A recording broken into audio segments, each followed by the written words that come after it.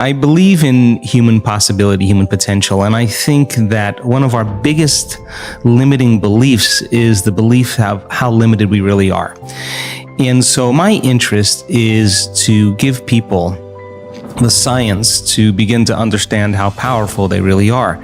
And I think that science really is the language that does that really well. And the new sciences like quantum physics and neuroplasticity, neuroscience, neuroendocrinology, psychoneuroimmunology, the mind-body connection, epigenetics, all of those sciences point the finger at possibilities. So I want to create a language for people from a philosophical or theoretical standpoint for them to begin to understand what's possible. But then I want to be able to have those people begin to wire that information in their brain completely, because learning is making new connections, right, in the brain. But remembering is maintaining and sustaining those connections, and it's so much easier to lose our vision than to remember it, right? So then we have to begin to hardwire the brain or install the neurological hardware in preparation for an experience. So the more people understand what they're doing and why, then the how gets easier. So I want to then set up the conditions in an environment, in a workshop where people can begin to apply or personalize what they learn so that they can have an experience. An experience then further enriches the brain. But the prize of an experience is an emotion.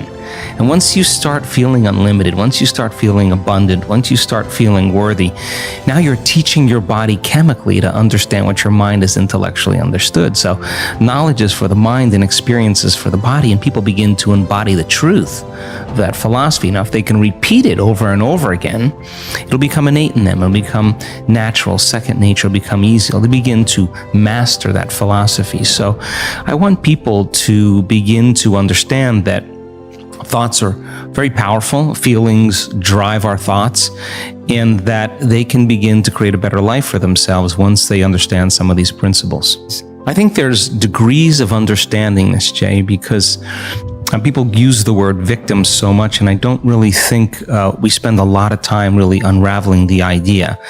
But if I said to you, Jay, how are you doing today? And you said, well, I'm really upset because of this person or this circumstance or this condition in my life, then what we're saying, this is not conscious.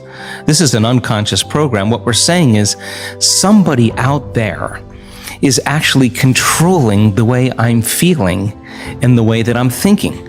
So if something out there is controlling your feelings and your thoughts, you're victim to whoever, whatever that is. Now, here's the challenge. The challenge is, when things go really well, then you are feeling really good. But when things aren't going very well, then you're feeling pretty bad. So then the end result of that is that many people then become unconsciously reliant on something out there to change how they feel and hear. But if they don't understand that they're creating reality all the time, and they're living in lack, in unworthiness, in separation for their whole entire life, waiting for the event to happen to take away their lack or emptiness, well, they'll spend their whole entire life wishing, wanting, waiting, hoping. And so then that creates further separation from things changing. So then the idea then is to turn that battleship around. Is it possible then that the way you think and the way you feel can begin to produce effects in your outer world? Now, that isn't something that you swallow in one bite. It's a process of gaining knowledge. It's a process of practice. It's a process of experience. But once you start seeing those synchronicities, those coincidences, those opportunities that start to fall into place because you're experiencing change in your outer world, if you're doing the work, you're going to start paying attention to what you're doing inside of you that's producing the effect outside of you. And once you correlate the changes of what you're doing inside of you with the effect you produce outside of you, you're going to pay attention to what you did, and you're going to do it again. And all of a sudden, you're going to start believing more that you're the creator of your life and less of the victim of your life. So if your thoughts and feelings somehow have an effect on your outer world, and you're reacting to the same people at the same place at the same time in the same circumstances, then you're actually reaffirming the same reality because you're thinking equal to everything that you know.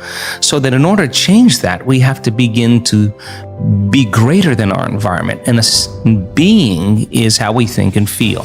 So when people begin to practice this, they're not so quick to give their power away to the person or condition in their life, because the stronger the emotion you feel from some problem or condition in your life, the more altered you feel inside of you, the more you pay attention to the cause. Well, where you place your attention is where you place your energy. So you're giving your life force, you're giving your energy away to that person or problem that you could be using to heal, that you could be using to create a new future.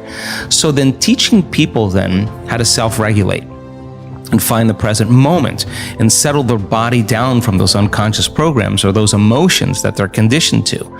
That's the work. And so then when you start lowering the volume to those emotions and you're doing the work and mastering yourself in some way, as you begin to change your emotional state, you're not going to be thinking about that person or problem, and you're going to begin to take your power back. And it literally begins to build a person's own electromagnetic field. Now they have energy to heal. They have energy to create a new future.